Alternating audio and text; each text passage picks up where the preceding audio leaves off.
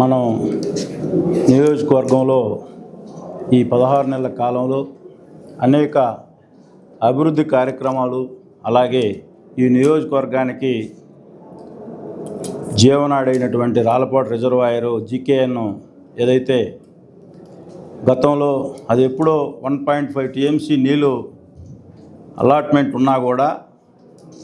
గత కొన్ని సంవత్సరాల నుంచి 1/2 టీఎంసీ వాటర్ కూడా రాని పరిస్థితి. ఈరోజు మేము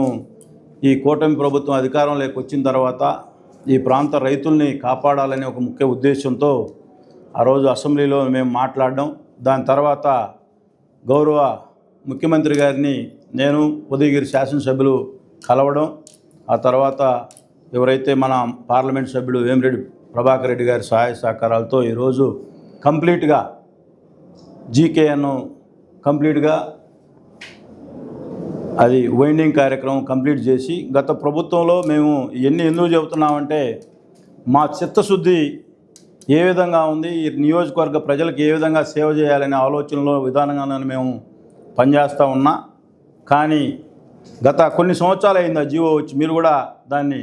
అప్పటి ప్రభుత్వంలో ఓన్లీ మట్టి తీసేసి రాళ్ళు మళ్ళీ మొత్తం అక్కడే వదిలిపడిపోతే, తర్వాత మా ప్రభుత్వాలు మారినాయి, శాసనసభ్యులు మారినాయి కూడా ఎక్కడా కూడా దాన్ని పట్టించుకోకపోతే, మేము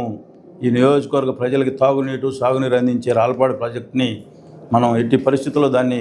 సీరియస్గా పనిచేయించాలనే ఆలోచనతో కంప్లీట్ చేసాం.